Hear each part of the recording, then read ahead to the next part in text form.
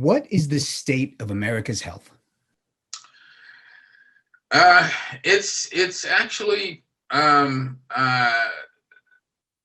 very it's oh gosh, I should have been better prepared to answer this, but it's one of those questions that a thousand things floods into my mind. It's poor because the default pattern for Americans as we age is we grow up, we have a series of childhood illnesses that people tend to think of as kind of par for the course: acne, asthma, allergies, seasonal allergies, and so forth. Then we move into adulthood, and we have this sort of, most of us have this brief window of, quote, good health, unquote, between our 20s and 30s. But by the time we move into our mid to late 30s, people are starting to develop the typical chronic diseases that plague people who live a Western lifestyle, hypertension, diabetes, beginnings of heart disease, weight gain, and so forth. And then for people who are genetically more susceptible, they may even begin to have problems with autoimmune diseases, more severe versions of cardiac impairment, and so forth. Also, people will notice that they will start to develop baggy skin, wrinkly skin. They start to, quote unquote, show their age. But again, this is the pattern that most people go through. So people think, well, this is what happens as you age. People start to have problems with their joints, arthritis, stiffness, and so forth. And then by the time people are into their 40s and 50s, they begin having heart attacks. They have to start getting screened for a variety of different cancers, because this is when those cancers typically show up, although in certain populations they can start to show up in the late 30s and early 40s.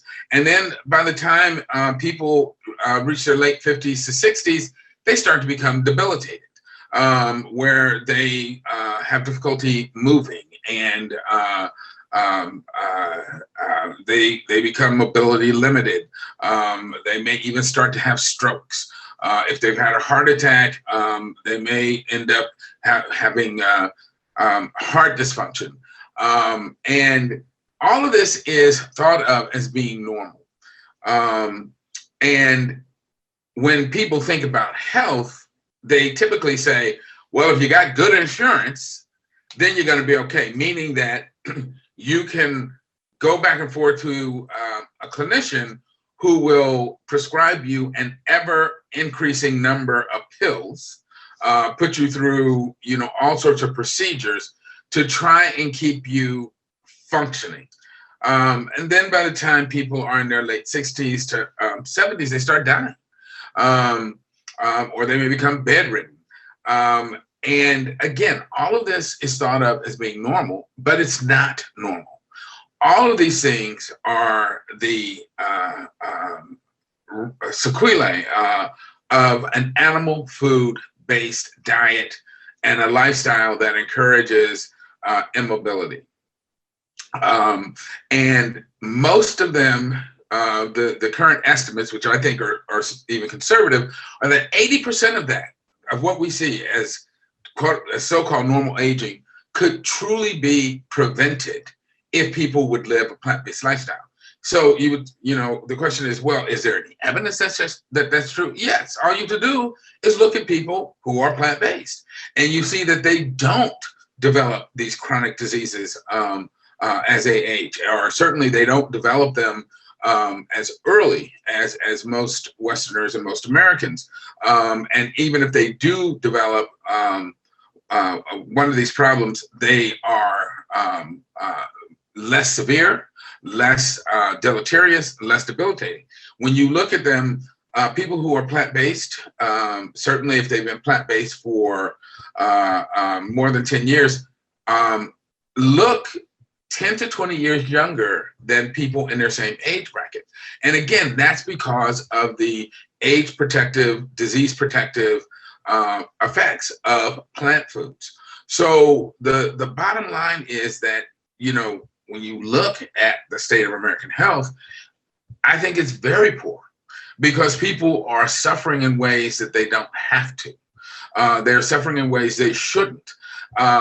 Even it looks like it's normal, but it's only normal because we are practicing a disease-causing lifestyle. I used to work in a clinic where we had a lot of IV drug users, and when these patients would come in, they had been using IV drugs for so long that all of their veins were scarred down. It was very difficult to draw blood on them. Their limbs were typically scarred and pockmarked from the drug use. And that was normal for people who use IV drugs for an extended period of time. But certainly when you compare them to someone who doesn't use IV drugs, you look at that and you say, that is not normal. You shouldn't look like that. And so again, we have to look at our reference frame. So whereas the inexorable march of chronic disease, debility, and what I consider to be premature death is what is the norm or the default mode in the United States and other Western countries. It is definitely not normal for human beings.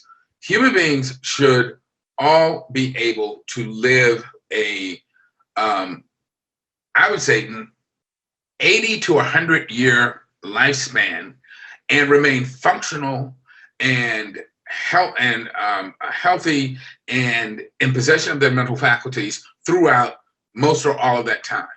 And the fact that we see people dying 20, 30 years younger than that, we see them becoming debilitated much earlier than that, is an effect not of life, but of the way we live. And so from that standpoint, the state of our health is very poor.